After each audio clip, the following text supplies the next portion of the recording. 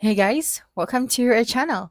In this video, you will learn on how to add or change your payment method on Amazon. So first thing that you do is you just have to open any of your web browser and then using the search bar at the top, you just have to search for Amazon and then log in or sign up for an account.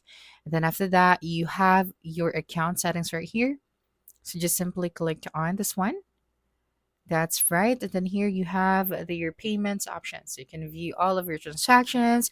You can manage the payment methods and the settings. So click on this option. And then here for your wallet, you just have to click on this add a payment method payment. So here on your wallet, you just have to click on the add a payment method. That's right. So here you just have to choose or add a new payment method. So for this one, I'm going to use the FSA or HSA card. So click on this add an option. Okay, that's right. And then after that, you just have to add here the card number, the name and card, the expiration date, and after that, you just have to click on this add your card option.